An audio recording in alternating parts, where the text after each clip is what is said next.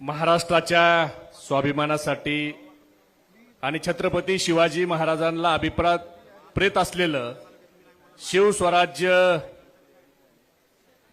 स्थापन करण्यासाठी आज शिवजन्मभूमीतून शिवस्वराज्य यात्रेची सुरुवात ज्यांच्या नेतृत्वाखाली झाली ते राष्ट्रवादी काँग्रेस पक्षाचे प्रदेशाध्यक्ष, ज्यांनी राष्ट्रवादी काँग्रेस पक्ष हा पक्ष नाही तर तो परिवार ही भावना महाराष्ट्रातल्या तमाम कार्यकर्त्याच्या मनामध्ये रुजवली असे पवार साहेबांचे निष्ठावंत सेनापती आदरणीय जयंत पाटील साहेब, व्यासपीठावर उपस्थित ज्यांच्या नेतृत्वाखाली ही यात्रा संपन्न होणार आहे ते या मतदारसंघाचे खासदार, संसद रत्न आणि लोकसभेतील उपनेते आदरणीय अमोलजी कोल्हे साहेब, महाराष्ट्राचे कणखर माजी गृहमंत्री आदरणीय अनिल देशमुख साहेब आणि सर्वच मान्यवर, जगन्नाथ बाप्पू आणि सर्वच मान्यवर.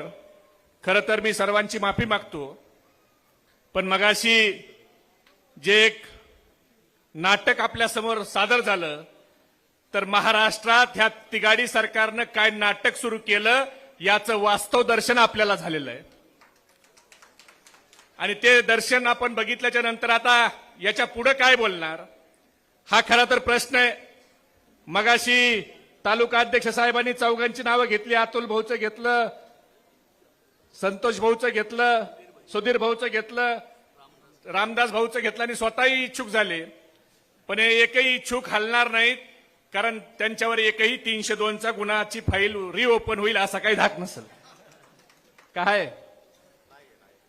त्याच्यामुळे लोकसभेच्या निवडणूक होईपर्यंत हे सगळे टिकले, त्याच्यामुळे ह्यांच्यावर काही अडचण नाही.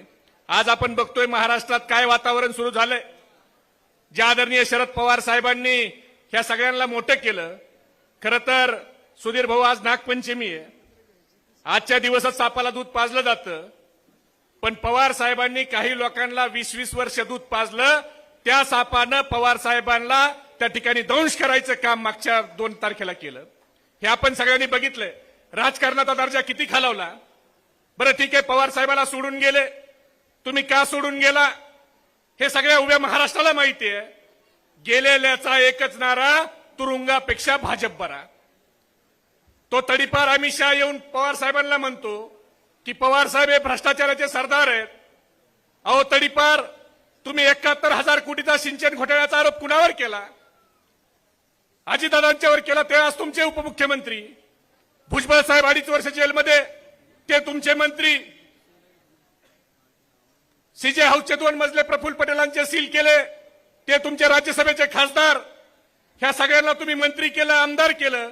आणि अनिल देशमुख साहेबांनी एक ऍफिडेव्हिट, ज्या ऍफिडेव्हिटमध्ये उद्धव साहेब ठाकरेंनी त्यांच्या मुलाला जेलमध्ये घाला, अजितदादा त्यांच्या मुलाला जेलमध्ये घाला, या ऍफिडेव्हिटवर सही केली नाही म्हणून अनिल देशमुख सारख्या स्वाभिमानी माणसाला तुम्ही 13 महिने तुरुंगात घातलं.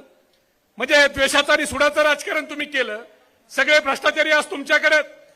कोल्हे साहेब हे म्हणले होते ना, खाऊंगा ना खाने दूंगा. आता ह्यांची अवस्था अशी झाली, वो निकले थे तवायफों के कोठे बंद करने, वो निकले थे तवायफों के कोठे बंद करने, सिक्कों की खनक सुनकर खुद ही मुजरा कर बैठे. आता सगळे भ्रष्टाचारी कुठे आहेत? ते भारतीय जनता पार्टीत आहेत. अजितदादाची तर आता काय अवस्था झाली, खरं तर ती आता बघवत नाही. गुलाबी कलरचं जॅकेट घालायला लावले त्यांना कोल्हे साहेब. गुलाबी कलर याच्या अगोदर केसीआरने लावला. महाराष्ट्रात फक्त सभाच घेतल्या, निवडणूक लढली नाही.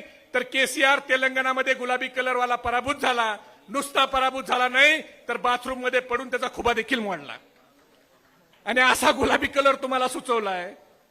त्या सुचवणाराची कमाल, ते सुचवायला त्याने किती कोटी घेतलेत माहित नाही, पण तुम्ही सोडून गेलात दादा. आज ते लोक त्यांचे इव्हेंटवाले सांगतायत की घोषणा द्या, एकच वादा अजितदादा हात वर करून. ती 5-6 तारखेला तुम्हाला सांगायची वेळ येते दादा की माझ्या अजितदादाच्या तुम्ही घोषणा द्या. अरे एक काळ होता, लोक ज्या वेळेला तुम्ही पवार साहेबांच्या सोबत होते त्यावेळेला बिंबीच्या देठापासून तुमच्या घोषणा देत होते. आता घोषणा द्यायची वेळ आली, एकच वादा, फसले दादा.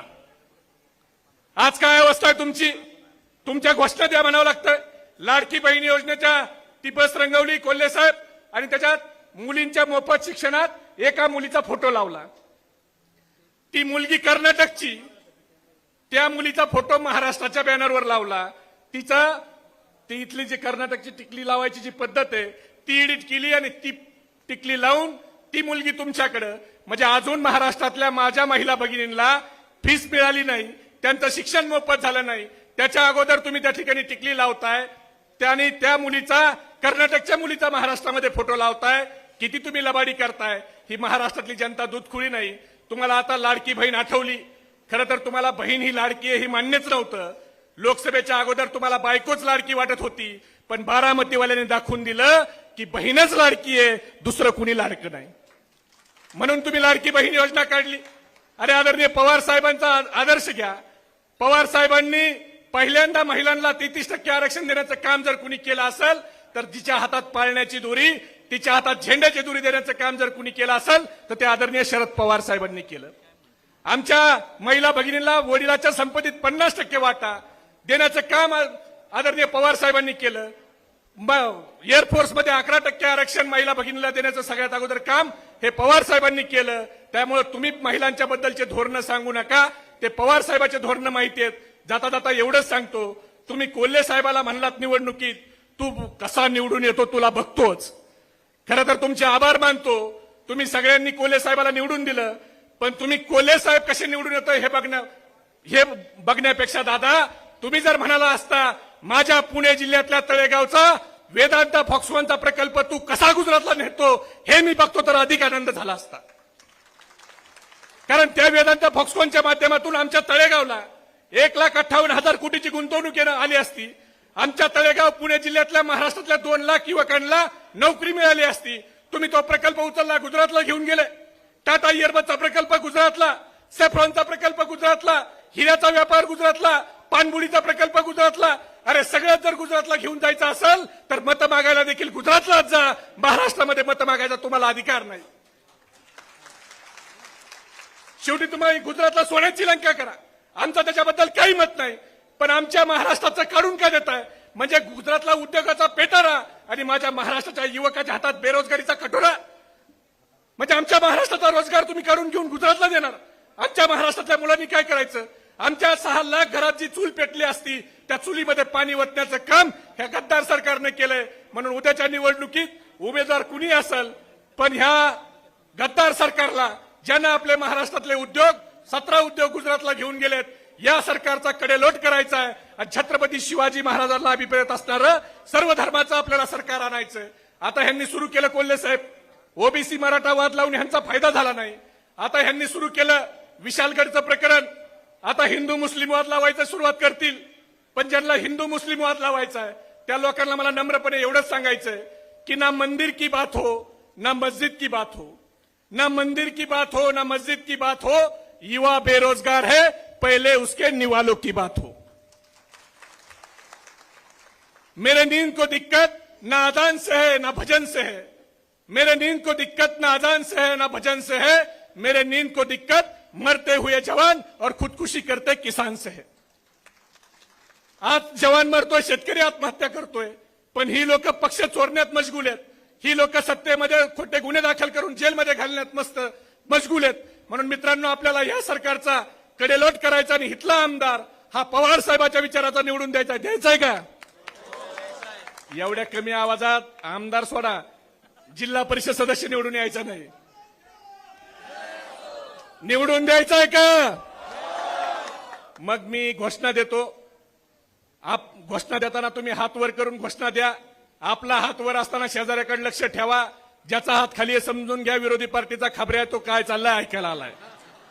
आणि आवाज असा पाहिजे की गद्दाराच्या कांठाळ्या बसल्या पाहिजेत।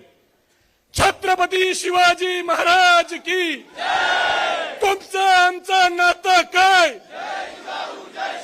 शरद पवार साहब तुम आगे बढ़ो, हम तुम्हारे साथ हैं। पवार साहब तुम आगे बढ़ो, हम तुम्हारे साथ हैं। जयंत पाटिल साहब तुम आगे बढ़ो, हम तुम्हारे साथ हैं। अमोल कोल्हे साहब तुम आगे बढ़ो, हम तुम्हारे साथ हैं। धन्यवाद। जय हिंद, जय महाराष्ट्र, जय राष्ट्रवादी।